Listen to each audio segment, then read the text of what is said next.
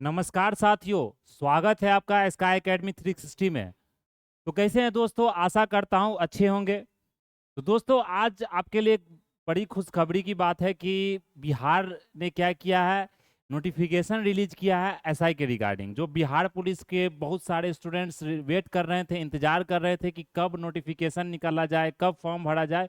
तो वो जो घड़ी है, वो इंतजार का जो घड़ी था वो क्या हो गया, समाप्त हो चुका है।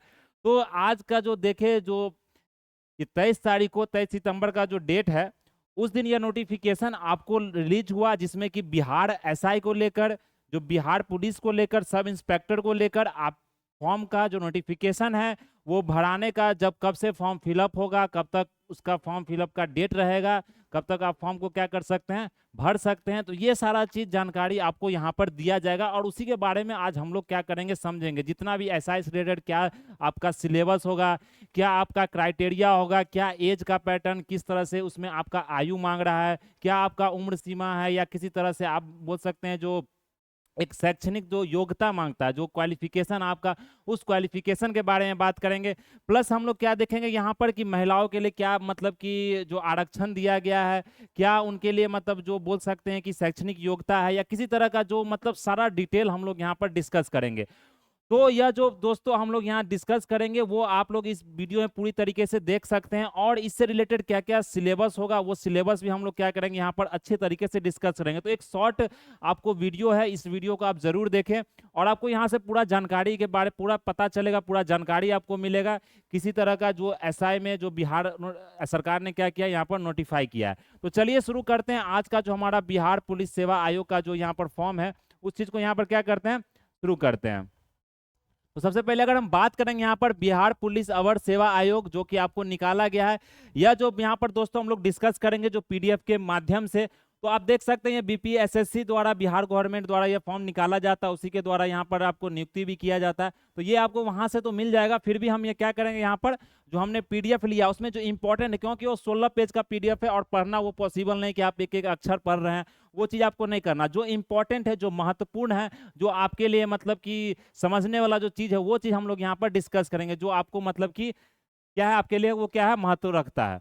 तो सबसे पहले अगर हम बात करेंगे बिहार पुलिस अवर सेवा आयोग, तो इस आयोग में मतलब यहाँ बताया गया है कि जो बिहार सरकार गृह विभाग, आप जानते हैं होम मिनिस्ट्री के अंदर यह पूरा सा पुलिस डिपार्टमेंट आपको आती है।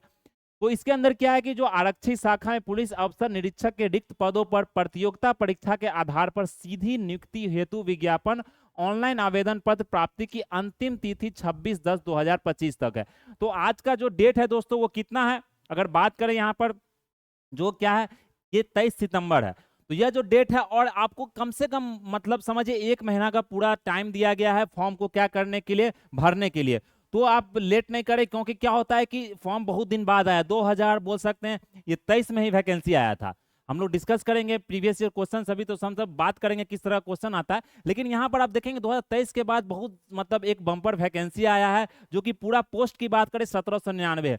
तो यह आपको क्या करना, क्योंकि फॉर्म आपको बहुत गिरेगा, मतलब फॉर्म लोगों मतलब जो स्टूडेंट द्वारा बहुत ज्यादा भरा जाएगा, क्योंकि आप जानते हैं बिहार यूपी या मतलब जो मतलब इस तरह के स्टेट्स है, बिहार हो गया, यूपी हो गया, राजस्थान हो गया, तो सारे जगह के लोग मतलब कि जो एसआई का एग्जाम होता है सभी लोग भरते हैं, और इसमें बहुत धुरंधर धुरंधर मतलब छात्र छात्राएं मतलब जितने भी स्टूडेंट्स होते हैं, क्योंकि यहाँ पर एज लिमिट आपको थोड़ा सा ज्यादा दिया जाता है। तो बहुत दिन से लोग तैयारी करते हैं, चाहे वो मतलब शारीरिक जो बोल सकते हैं फिजिकल एक्टिविटी, वो पूरा मतलब एकदम निपुण रहते हैं कि मतलब अगर मेंस हो गया या किसी तरह से, क्योंकि इसमें जो एग्जाम्स होता है, ये एग्जाम्स में आप देखेंगे पूरा जीएस लेवल का एग्जाम होता है, मैथ का ही पोर्शन है, लेकिन आपको सारा चीज इसमें क्या करना पड़ेगा, तैयार करना पड़ेगा।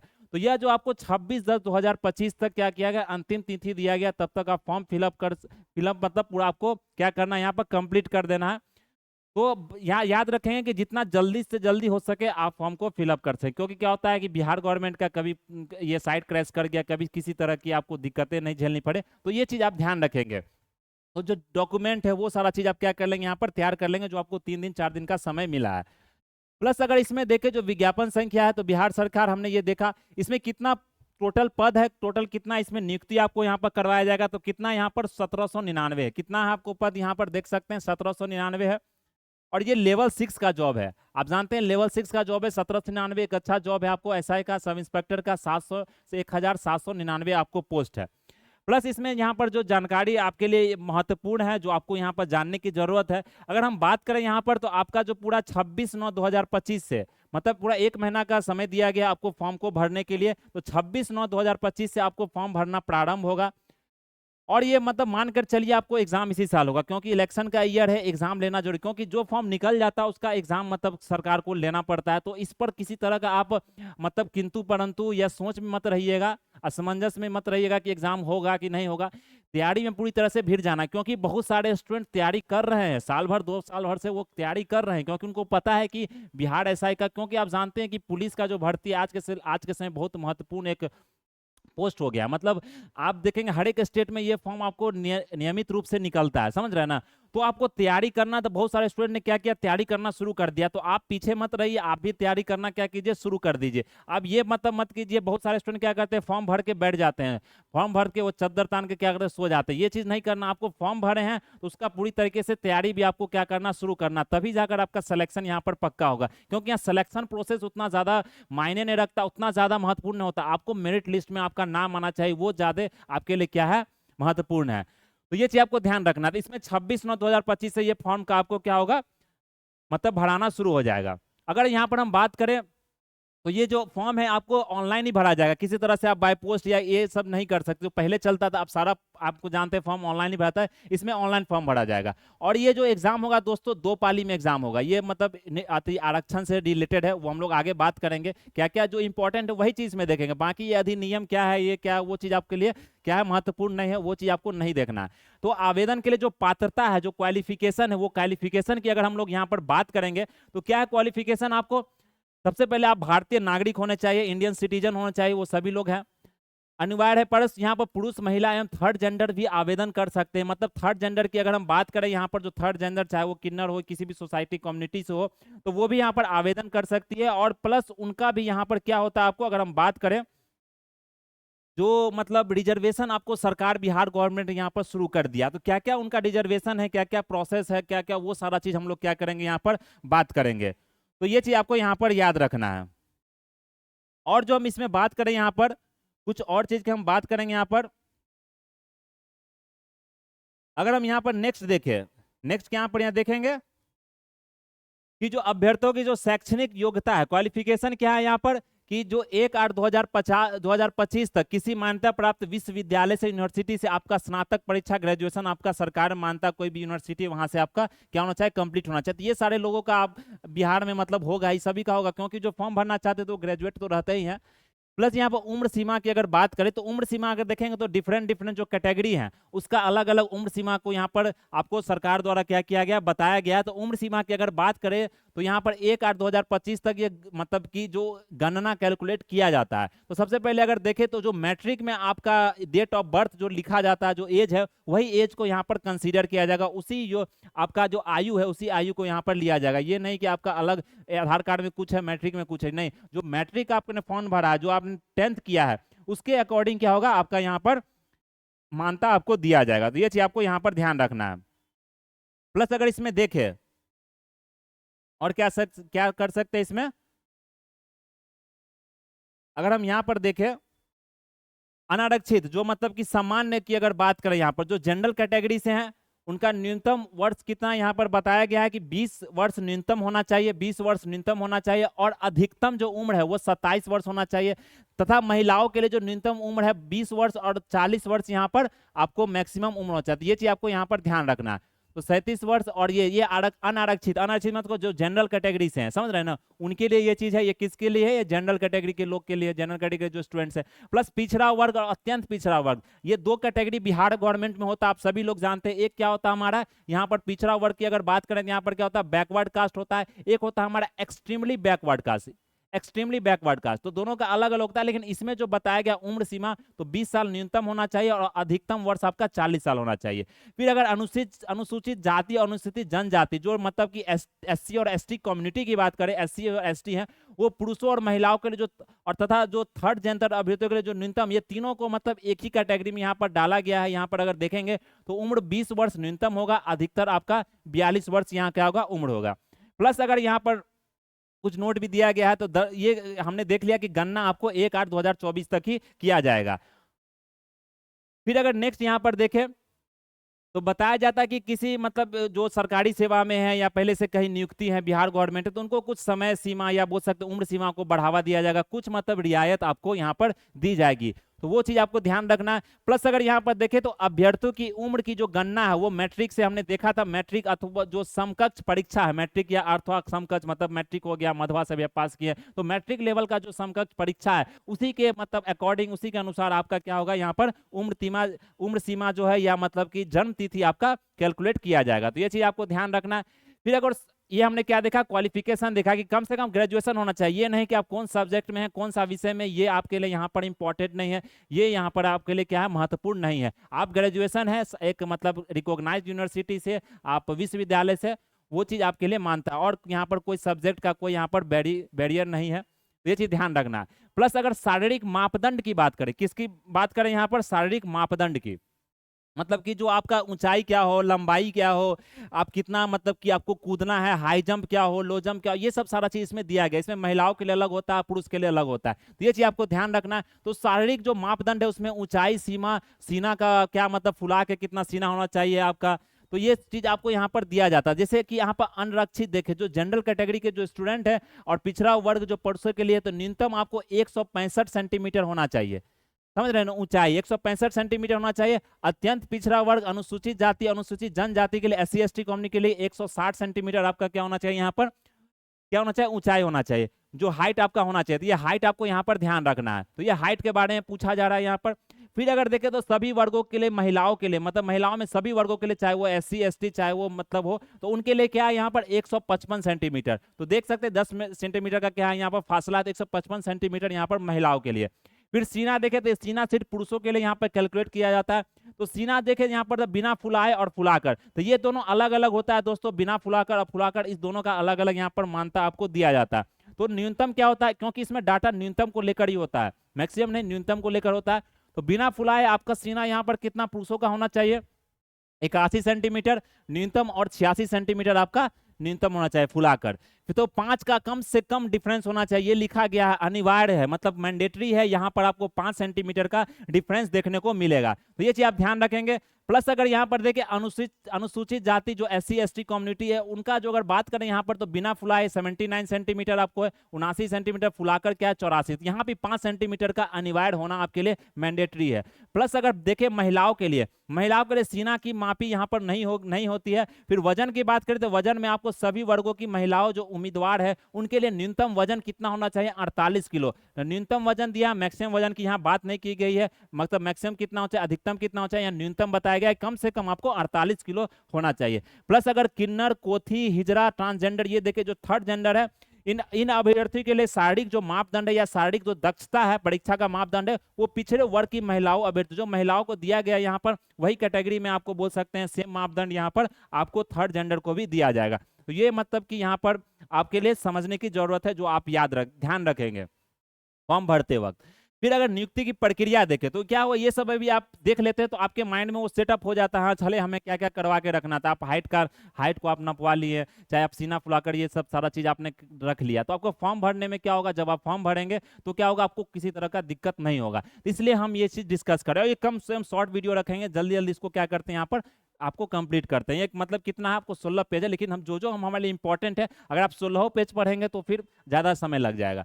तो नियुक्ति की जो प्रक्रिया है दोस्तों, इसमें लिखित जो परीक्षा जो लिखित प्रतियोगिता जो परीक्षा है, आप जानते हैं इसमें क्या होगा, नियुक्ति की प्रक्रिया में इसमें 3 फेज होता है, पहला फेज, दूसरा और तीसरा फेज। तो इसमें आपको जो प्रीलिम्स होगा वो पीटी होगा, फिर इसमें क्या होगा मेंस होगा जो मुख्य परीक्षा की बात करें, और इसमें क्या होगा हमारा फिजिकल होगा। फिर लास्ट में आप जानते हैं जब फिजिकल होता है तो उसके बाद जो आपका पूरा मेरिट लिस्ट बन जाता है, तो फिर क्या होता है कि आपका जो डॉक्यूमेंट वेरिफिकेशन, तो वो तो सभी लोग सभी एग्जाम में होता है। तो ये इसमें तीनों परीक्षा आपके लिए महत्वपूर्ण है, तीनों जो मतलब है तीनों महत्व रखता है, इंपॉर्टेंट है।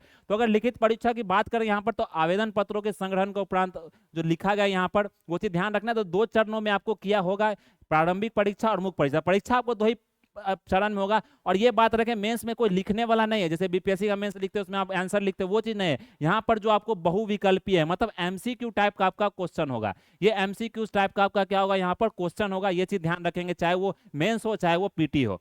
प्लस अगर देखें जो प्रथम चरण, जो पहला चरण का जो एग्जाम होगा पीटी होगा, उसमें देखें 200 अंकों का, पूरा 200 अंकों का प्रश्न होगा, ये मार्क्स का होगा, प्लस उसमें क्या होगा 100 प्रश्न होंगे, मतलब 100 क्वेश्चन होंगे, लेकिन एक क्वेश्चन का 2 नंबर होगा, तो 200 नंबर का आपको ये पूरा क्या होगा, यहाँ पर क्वेश्चन होगा 100 क्वेश्चन और 200 नंबर। ये चीज ध्यान रखना, 2 घंटा का आपका परीक्षा होगा। प्लस अगर इसमें हम बात करें यहाँ पर नेक्स्ट में अगर देखें, अगर आगे देखें यहाँ पर, तो इसमें जो आपका सिलेबस क्या होगा, सिलेबस के बारे में यहाँ बता दिया गया। तो एक जनरल सिलेबस के तौर पर आपको बताया गया कि सामान्य ज्ञान, सामान्य ज्ञान क्या मतलब एक जनरल नॉलेज आपका होना चाहिए, चाहे आपका वो केमिस्ट्री फिजिक्स बायोलॉजी हो, साइंस रिलेटेड हो, चाहे वो आपका हिस्ट्री हो, पॉलिटी हो, मतलब इतिहास हो, या किसी तरह का राजनीति के बारे में ज्ञान हो, या बोल सकते हैं आपका जो समसामयिक मुद्दा हो गया, समसामयिक मुद्दा हो गया, जैसे करंट अफेयर जिसको बोला जाता है। तो ये करंट अफेयर्स भी आपको क्या करना, बहुत एक मेजर रोल प्ले करता है। मतलब एक आपको याद रखना वाली जो चीज है इसमें, कि आपको जीएस पोर्शन को एकदम स्ट्रांग करना, जीके और जीएस को क्या करना, मजबूत करना, तभी जाकर एग्जाम में आप सफल होंगे। क्योंकि इसका कटअप भी बहुत हाई जाता है, क्योंकि यहाँ पर बहुत सारे स्टूडेंट बहुत धुरंधर होते हैं, वो मतलब पूरा किताब को रट गए होते हैं, तो वो रटने वाला प्रक्रिया आपको यहाँ पर अपनाना पड़ेगा। इसमें कोई किंतु परंतु आप नहीं कर सकते, क्योंकि ये ऐसा एग्जाम है दोस्तों कि आप पूरा जीएस है, और जीएस क्या होता है पोर्शन, उसमें आपको किसी तरह का दिमाग लगाना ज्यादा होता है, उसमें रटना होता है, समझना होता है, उसके बाद आपको रटना होता है। तो समझने की जो प्रक्रिया वो तो हम लोग आपको करवा देंगे, लेकिन आपको पढ़ना पड़ेगा, इसके लिए आपको प्रैक्टिस करना पड़ेगा। इसलिए हम लोग टेस्ट सीरीज भी शुरू कर रहे हैं एसआई को लेकर, स्पेशली सिर्फ एसआई को फोकस करेंगे, स्पेशली सिर्फ बिहार पुलिस को फोकस करेंगे, और इतना ज्यादा आपसे मतलब प्रैक्टिस करवाएंगे, इतना ज्यादा प्रैक्टिस कराएंगे कि आप मतलब एग्जाम में सफल होंगे ही। यह चीज आप लिख कर रखिए, मतलब इस चीज पर आपको ध्यान देना है। प्रैक्टिस यहाँ पर आपको यहाँ पर बनाएगा, इस एग्जाम को पास करवाएगा, तो ये चीज ध्यान रखेंगे। प्लस इसमें 30% कम से कम जो मिनिमम मार्क्स आपका जो क्वालिफिकेशन होगा किसमें, ये जो पीटी होगा उसमें 30% आपको लाना है अभ्यर्थी को मुख्य परीक्षा के देने के लिए, तभी जाकर यहाँ पर आपका जो मतलब कम से कम 30% लाएंगे, तभी जाकर आप सफल होंगे, मतलब पीटी में, तब जाकर आप मेंस लिखेंगे। ये चीज आपको ध्यान रखना, मुख्य परीक्षा लिखेंगे। और इसमें बताया गया है कि जो मुख्य परीक्षा में जो छात्रों को, जो पूरा मतलब छात्र छात्राओं को मिलाकर जो पूरा स्टूडेंट्स को लिया जाएगा, विद्यार्थियों को कितना लिया जाएगा, 20 गुना लिया जाएगा। तो 20 गुना कैलकुलेट करिएगा, अगर यहाँ पर जैसे 1799 पोस्ट है, तो उसका 20 गुना आप दीजिए तो 35,980 मतलब के स्टूडेंट्स को यहाँ पर लिया जाएगा इसमें, समझे। तो तब जाके वो क्या करेंगे, फिर मेंस लिखेंगे। अब क्या करना है यहाँ पर, जब वो मेंस लिखेंगे तो उसमें यहाँ पर देख सकते हैं, और इसमें यह भी बताया गया है कि जब परीक्षा, जैसे कि आप फॉर्म 2 लाख तो 4 लाख जाएगा नहीं, फॉर्म हो सकता है आपको 7 लाख भी जा सकता है, 10 लाख भी जा सकता है, 6 लाख भी जा सकता है। तो फॉर्म का कोई गिनती है नहीं, क्योंकि बहुत दिन बाद ये एग्जाम आ रहा था, बहुत सारे स्टूडेंट क्या करेंगे, फॉर्म भरना एकदम फटाफट शुरू कर देंगे तेजी में। तो इसमें क्या होगा कि जब छात्रों की संख्या बढ़ जाएगी, जब मतलब कि स्टूडेंट का संख्या बढ़ जाएगा, तो ये क्या कर सकती है आयोग, यहाँ पर क्या कर सकती है, आपको बहुविकल्पीय तो प्रश्न नॉर्मलाइजेशन कर सकती है। नॉर्मलाइजेशन का मतलब क्या होगा कि वो 2 से अधिक पाली में, 1 से 2, 4 पाली, 10 पाली, ये जितना पाली वो वहां पर ले सकते हैं। ये चीज आपको ध्यान रखना, यहाँ पर लिखा गया कि संख्या में आधार पर 1 से अधिक पाली में, ये नहीं लिखा गया 1 से अधिक कितना, लेकिन 1 से अधिक पाली में आपसे आयोजित कर, ये पहले दे दिया गया। इसी तरह पर किसी तरह का आपको कोई यहाँ पर बोल सकते हैं कि परेशानी ना हो, मतलब यहाँ आपको पहले ये इंफॉर्मेशन दे दिया, मतलब यहाँ पर दिया गया है, मतलब कोई तरह का प्रोटेस्ट नहीं कर सकते। जैसे आपने देखा नॉर्मलाइजेशन जब बीपीएससी में हुआ था तो कितना ज़्यादा प्रोटेस्ट हुआ था, तो ये चीज ध्यान रखना है। फिर अगर यहाँ पर देखें तो 21वें परसेंटाइल पद्धति, मतलब उसमें परसेंटाइल होता है, जो मतलब इक्वी परसेंटाइल मेथड से कैलकुलेट किया जाता है कितना स्कोर बन रहा है क्या है, तो ये चीज आपको यहाँ पर ध्यान रखना है। तो ये 1 से अधिक नॉर्मलाइजेशन इसमें आपको लागू होगा।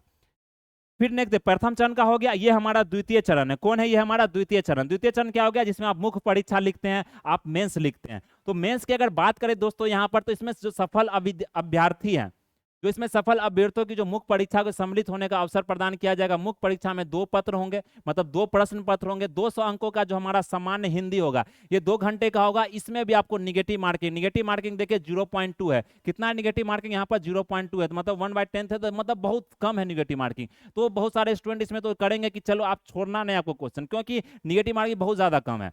तो इसमें आपको कोई डरने की यहाँ पर जरूरत नहीं है, नेग्लिजिबल है, इसको आप नेग्लेक्ट भी कर सकते हैं। तो आप ज्यादा से ज्यादा क्वेश्चन को अटेम्प्ट करने की यहाँ पर क्या करेंगे, प्रैक्टिस करेंगे। तो जिसमें इसमें 100 प्रश्न इसमें भी होगा दोस्तों, 200 अंक का होगा। 30% आपको अंक यहाँ पर मिनिमम लाना है, तभी जाकर आप क्या करेंगे, अगला जीएस का जो मतलब एग्जाम होगा वो आप दे सके। क्योंकि इसमें 2 प्रश्न है, मतलब 2 प्रश्न मतलब आपसे 2 पत्र में होंगे, ये पूछा जाएगा। और ये भी है कि जो मेधा सूची बनेगा, मेरिट लिस्ट जो बनेगा, ये सबसे इंपॉर्टेंट है। मेरिट लिस्ट जो बनेगा उसमें उसमें आपको हिंदी का नंबर नहीं जोड़ा जाएगा, ये ध्यान रखेंगे। किसका नंबर नहीं जोड़ा जाएगा? हिंदी का कोई मेरिट लिस्ट में नंबर, ये क्वालिफाइंग है, उसमें कोई नंबर नहीं जोड़ा जाएगा। आपसे सिर्फ पूछा जाएगा, आप जाना जाएगा कि आप जानते हैं हिंदी की नहीं, तो 30% कम से कम अंक आपको लाना। और इसमें भी क्या है, हमारा यहाँ पर निगेटिव है।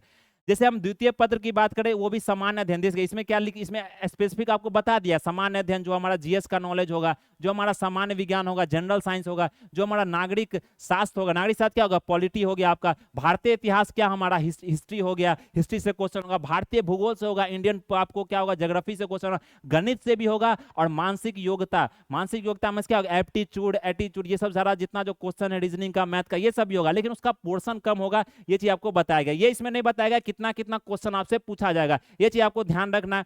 और इसमें क्या है कि जो द्वितीय पूर्णांक पूरा 200 अंक का ये भी होगा, 100 क्वेश्चन इसमें भी होगा। अब हो सकता है आपको 80 क्वेश्चन सम्मान ये जनरल साइंस जीके से पूछ दे, 20 क्वेश्चन मैथ से पूछ दे, तो इसमें किसी तरह का आपको ये अभी क्लियर नहीं किया गया कितना क्वेश्चन, लेकिन आप ध्यान रखेंगे जितना भी प्रीवियस ईयर का क्वेश्चन है, जितना भी पीवाईक्यू है, जो प्रीवियस जो मतलब पहले पूछा गया, जो उसके अनुसार देखेंगे तो जीएस का पोर्शन ही सबसे ज्यादा रहता है। अगर 90% देखो तो जीएस है, 10% आप समझ सकते हैं क्या उसमें मैथ है। लेकिन मुख्य परीक्षा में आपको बोला जाता है कि मैथ का जो पोर्शन होता है वो ज्यादा होता है, हो सकता है कि आपको 75 तो 25 होगा, इस तरह से मतलब आपको क्वेश्चन का थोड़ा सा ऊपर नीचे किया जा सकता है, लेकिन आपको ज्यादा जो होगा, लेकिन आपको मैथ रीजनिंग भी दोस्तों करना है, क्योंकि मेरिट लिस्ट में जो नाम आता है तो वो आपको मैथ रीजनिंग ही लेकर जाएगा, क्योंकि जीएस तो सभी लोग पढ़ लेते हैं, रट लेते हैं, मैथ रीजनिंग में लोग फंस जाते हैं, क्योंकि समय कम होता है, उसमें आपको क्वेश्चन भी सॉल्व करना है, मैथ रीजनिंग करना, तो मैथ रीजनिंग पर भी आप ध्यान देंगे तो ये सारे स्टूडेंट भरेंगे जो मैथ रीजनिंग में भी निपुण है, जो जीएस भी अच्छा से जानते हैं, क्योंकि ये एग्जाम आपके लिए बहुत एक सुनहरा अवसर लेकर आया, आपको एक ऑफिसर, एक वर्दी आपको पहनाने वाला, तो ये चीज आप ध्यान रखेंगे यहाँ पर।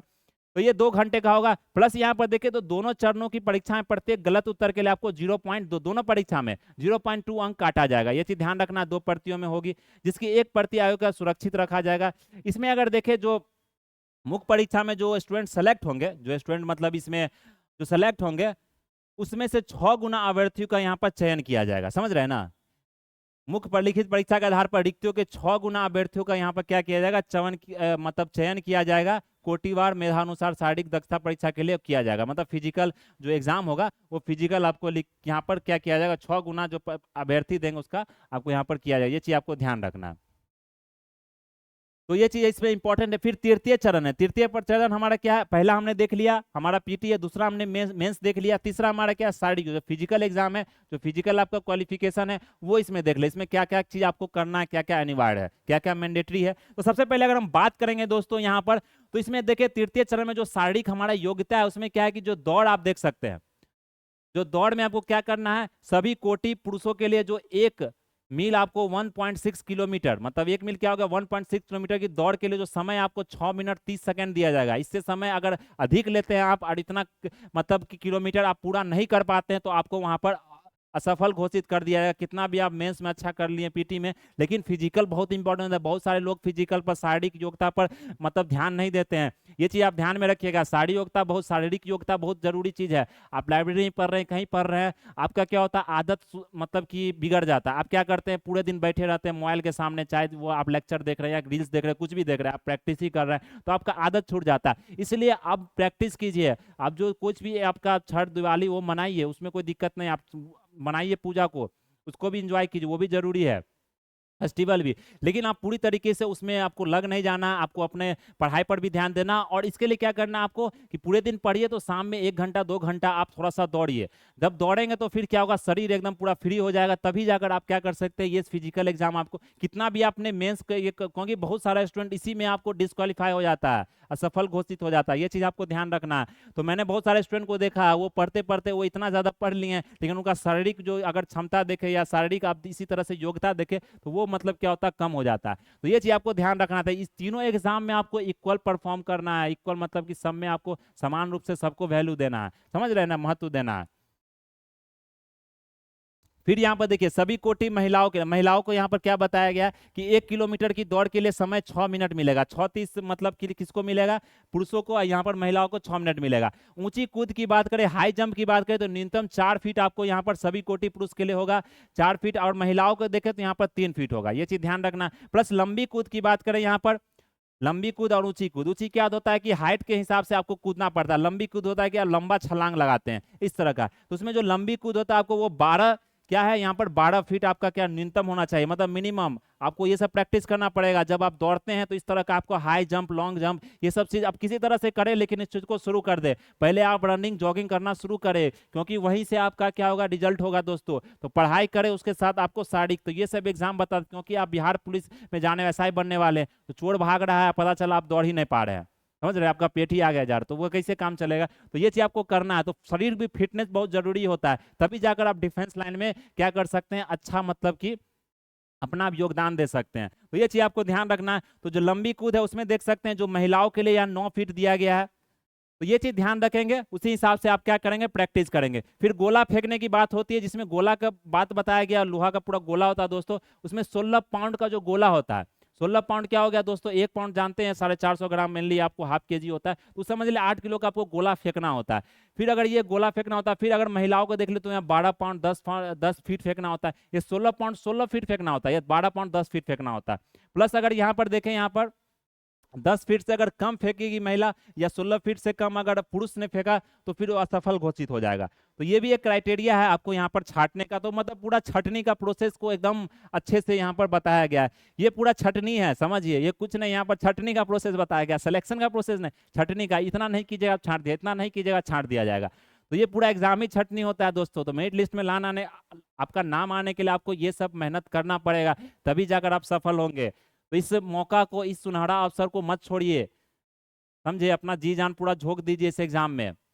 करना कुछ नहीं है, तैयारी करना, प्रैक्टिस करना और दौड़ना, समझ रहे हैं ना। आपको बोला जाता है कि अगर स्पोर्ट्स में आप समय देते हैं, पढ़ाई भी करते हैं 5 घंटा 8 घंटा, उसके बाद 2 घंटा स्पोर्ट्स में समय देते हैं, तो जितना आपने पढ़ा है, आप मतलब प्रेशर में जो रहते हैं, डिप्रेशन रहते हैं, इसमें क्या होता है कि जो मतलब आपने जितना एंजाइटी, डिप्रेशन या किसी तरह का आपको बोल सकते हैं कि टेंशन होता है, वो सब सारा चीज खत्म हो जाता है जब आप दौड़ते हैं। आप कोशिश आप कीजिएगा, प्रैक्टिस कभी भी आप दौड़िएगा, कुछ खेलिएगा, तो आपका क्या होता है, प्रेशर पूरा रिलीज हो जाता है। तो ये अच्छी बात है कि आपको पढ़ने का ही मौका मिल रहा है, आपको खेलने कूदने का ही मौका, उसको खेल की तरह लीजिए, तभी जाकर आप क्या हो गया, सफल होइएगा। तो ये चीज आपको ध्यान रखना। ट्रांसजेंडर नहीं बताएगा, जो पिछड़े वर्ग की महिला अभ्यर्थियों के लिए जो नियम है, वही आपको ट्रांसजेंडर का नियम ही यहाँ पर बताएगा। जन्म तिथि में हमने देख लिया कि जो मतलब जन्म तिथि आपको किया जाएगा, वो किसके अनुसार किया जाएगा, यहाँ पर जो आपका 10वां का जो मैट्रिक का जो आपका एडमिट कार्ड है या मैट्रिक का, उसी के अनुसार आपको किया जाएगा। तो ये चीज ध्यान रखना है।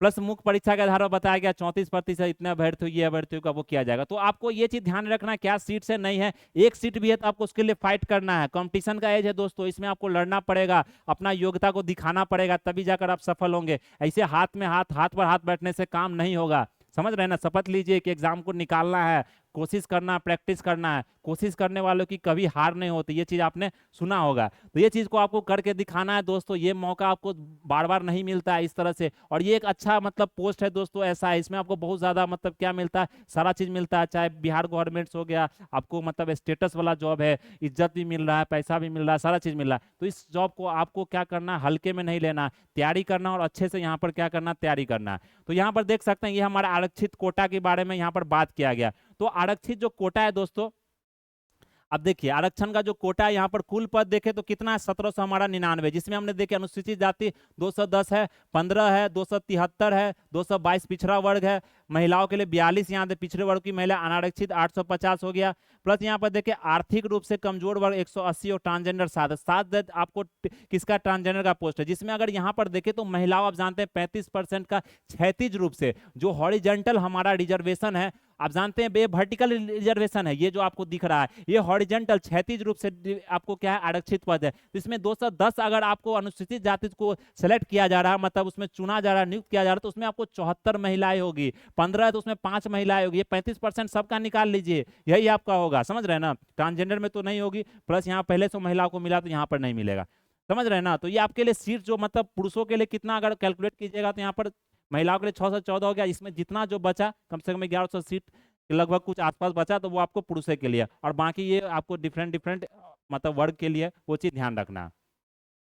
तो ये हमारा यहाँ पर था। और इसमें क्या है, आरक्षण का जो नियम है दोस्तों, इसमें यह बताया गया कि जो आरक्षण आपको यहाँ पर दिया जा रहा है, जो आरक्षण यहाँ से आपको करवाया जाएगा, दिया जाएगा, इसमें महिलाओं का जो मतलब आरक्षण दिया जाएगा वो मूल निवासी होने चाहिए, मूल निवासी मतलब क्या समझ रहे हैं आप, कि मतलब जो यहाँ का आपका क्या हो, रेसिडेंशियल प्रूफ हो, मतलब आप यहाँ पर जन्म लिए है, यहीं पर आपका पूरा मतलब बोल सकते हैं पढ़ाई लिखाई सारा चीज, आप बाहर से पढ़े लेकिन यहाँ पर आपका मूल निवासी का क्या होगा, रेसिडेंशियल प्रूफ आपका होना चाहिए, तभी जाकर आपको ये 35% का रिजर्वेशन मिला। बाकी आप इस स्टेट से, इस मतलब बोल सकते हैं कि राज्य से बाहर के हैं, तो फिर आपको किसी तरह का रिजर्वेशन आपको अनरिजर्व कैटेगरी के तौर पर यहाँ पर मतलब करा दिया, मतलब उसी तौर पर आपको यहाँ पर नियुक्त किया जाएगा, उसी तरह आपको समझा जाएगा, ये चीज ध्यान रखना है। तो इसमें इतना ही था दोस्तों जो हमने यहाँ पर क्या किया, डिस्कस किया, मूल निवासी के बारे में यहाँ पर बताया गया। तो ये आपको फॉर्म यहाँ से मिल जाए, उसको ही पढ़ सकते हैं। और सबसे अच्छी बात है दोस्तों, इस फॉर्म का रेट आपको जो प्राइस है जो रखा गया है, जो मतलब इसका जो बोल सकते हैं आवेदन पत्र का जो मूल्य रखा गया वो 100 रुपया से ज्यादा नहीं रखा, क्योंकि बिहार गवर्नमेंट ने ये अनाउंस कर ही दिया था कि आप जो भी फॉर्म आप फिलअप करेंगे, बिहार का कोई भी मतलब फॉर्म आप भरेंगे तो उसका 100 रुपया से ज्यादा नहीं होगा। ये चीज आपको ध्यान रखना, 100 रुपया में आपको यहाँ पर पूरा फॉर्म को आपको फिलअप करना है, चाहे वो महिला हो, तो सभी यहाँ महिलाओं को भी छूट नहीं दिया गया है, यहाँ सभी को, चाहे वो सभी वर्ग कोटि की पुरुष महिला एवं थर्ड जेंडर, सभी को यहाँ 100 रुपया का फॉर्म ही मतलब 100 रुपया का मूल्य ही लगेगा। ये चीज ध्यान रखना। डेबिट कार्ड क्रेडिट कार्ड वो क्या है, वो सारा चीज आप सभी लोग जानते हैं, फॉर्म तो भरते ही रहते हैं, तो ये सारा चीज आप लोग जानते हैं। जो इंपॉर्टेंट था, जो महत्वपूर्ण था, वो हमने यहाँ पर बात किया है। और इसमें कुछ यहाँ पर महत्वपूर्ण नहीं है, बाकी कैसे आपको यहाँ पर हटा दिया जाएगा, अपना अच्छा से आपने साइन, अच्छा सिग्नेचर नहीं किया, अच्छा से अपना फोटो नहीं दिया, ये नहीं किया, वो नहीं किया, तो ये सारा चीज आपको यहाँ पर ध्यान रखेगा। इसमें जो लास्ट एक मतलब महत्वपूर्ण जो सूचना आपको दिया जाता है कि 6 माह का समय लग सकता है पूरा चयन प्रक्रिया में, तो इससे घबराइएगा नहीं, क्योंकि आपका प्रीटी होगा, मेंस होगा, फिर उसके बाद इंटरव्यू होगा, इंटरव्यू नहीं कर रहे हैं, उसके बाद फिजिकल टेस्ट होगा, फिर डॉक्यूमेंट वेरिफिकेशन होगा, तो ये पूरा में 6 महीना तो कम से कम आपको लगेगा ही।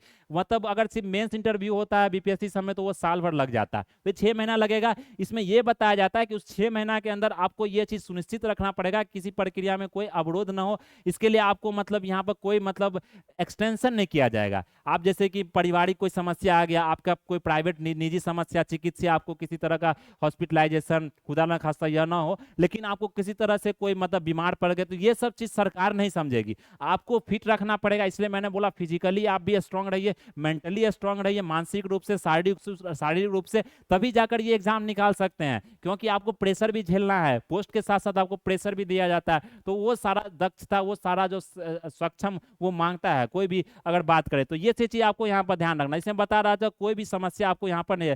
तो ये दोस्तों बिहार पुलिस के बारे में पूरा आप मैंने जानकारी दिया है जो आपके लिए इंपॉर्टेंट है। आज से फॉर्म तो मतलब अभी फिलअप नहीं होगा, 26 तारीख से होगा, 26/10 तक ये फॉर्म आपको भर देना है, और इसमें कोई किसी तरह का कटौती नहीं करना है, समझ रहे हैं। तो ये पूरा बिहार दरोगा का दोस्तों क्या था, यहाँ पर हमारा जो जानकारी था हमने यहाँ पर आपके साथ साझा किया है, तो आपको ये सारा चीज यहाँ पर ध्यान रखना है। तो ये भरेंगे आप, और हम लोग क्या करेंगे, इससे संबंधी जो कोर्स लाएंगे, जो मतलब इससे रिगार्डिंग जो कोर्स होगा वो हम लोग आपको बता देंगे, क्या हमारा पूरा प्रक्रिया होगा, किस तरह से हम लोग आपको यहाँ पर आपको क्लासेस, ये लेक्चर आपको दिया जाएगा, वो चाहे ऑफलाइन हो ऑनलाइन हो। प्लस हम लोग इसका टेस्ट सीरीज भी शुरू करेंगे, इसके लिए आप निफिक्र रहिए। प्लस हमारे पास यहाँ पर जितने भी फैकल्टी मेंबर हैं, जो भी हैं, सारे आपको हिंदी इंग्लिश माध्यम, जो भी माध्यम के आप छात्र हैं, छात्राएं हैं, तो आपको पूरा यहाँ पर सहयोग किया जाएगा, पूरा आपको गाइड किया जाएगा, समझ रहे हैं ना। तो ये चीज आपको यहाँ पर ध्यान रखना है। तो चलिए दोस्तों, हम इस वीडियो, क्योंकि ये वीडियो थोड़ा सा लंबा हो जाएगा, इतना ज़्यादा लोग लेंदी देखेंगे नहीं, क्योंकि बहुत सारा यूट्यूब पर आपको अभी तक प्रकाशित हो गया होगा, तो हम भी कोशिश करेंगे जल्दी से जल्दी आपको इन्फॉर्मेशन दिया जाए और कोर्स शुरू करेंगे, क्योंकि आप समय नहीं है, लग जाइए पूरा एकदम जोश और जुनून के साथ। तो चलिए आज के लिए दोस्तों इतना ही रहने देते हैं। That's all for today. Thank you for watching this video. जय हिंद, जय भारत।